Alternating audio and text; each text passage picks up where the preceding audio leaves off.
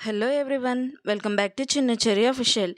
ఈరోజు అయితే last time మేము వాడపల్లి వెళ్ళాం కదండి, అది కంటిన్యూషన్ అండి. వీడియో అయితే అది లెంత్ ఎక్కువ ఉండడం వల్ల అయితే నేనైతే ఒకే వీడియోలో కంటిన్యూ చేయలేకపోయాను. ఈ దీపం గురించి స్పెసిఫిక్గా మీకు చెప్దామని చెప్పేసి ఒక క్లారిటీ ఇద్దామని నేనైతే ఇలా వీడియో అయితే అప్లోడ్ చేస్తున్నానండి. నేను వాడపల్లి 7 వీక్స్ తిరిగానండి. అక్కడ అష్టోత్తరం పూజ చేపించుకున్న రోజు అయితే శ్రావణ శుక్రవారం వచ్చింది కాబట్టి ఈ దీపం కూడా వెలిగిస్తే చాలా మంచిది అన్నారని చెప్పేసి మా అమ్మగారు అయితే వెలిగించారండి.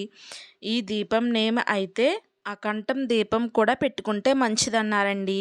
ఈ దీపం మనం ఎక్కడ పెట్టకూడదండి. మనం ఎక్కువ నిష్టగా ఉండాలండి ఈ దీపం పెట్టినప్పుడు వల్ల అయితే ఈ దీపం పెట్టడం వల్ల అయితే మనకి చాలా మంచిదంటండి.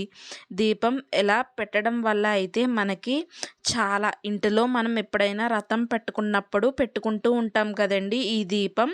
అలానే లేకపోతే ఏదన్నా రథాలు చేసుకున్నప్పుడు పెట్టుకుంటాం కదండి. అలా అయితే మేము ఈ దీపం వాడపల్లి అయితే పెట్టామండి.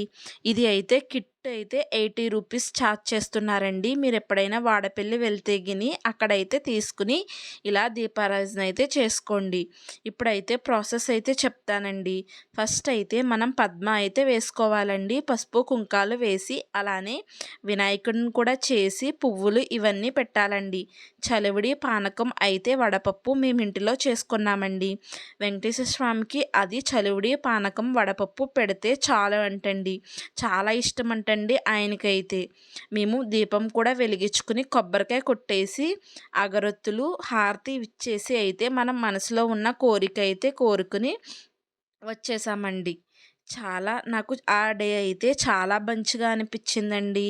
ఇలా వెలిగించడం వల్ల ఏంటా అన్నది. పక్కన అయితే 7 ఇటుకలు పెడుతూ పూజ చేస్తున్నారండి. మీలో ఎవరికైనా ఇల్లు కట్టుకోవాలనుకుంటే ఇలా వాడపల్లి వచ్చి అయితే పూజ చేసుకోండి. మీ కోరిక అయితే తీరుస్తుంది ఆ వెంకటేశ్వర స్వామి అయితే. అంతేనండి. ఈ వీడియో నచ్చితే ఒక లైక్ అయితే ఇచ్చేయండి ఫ్రెండ్స్.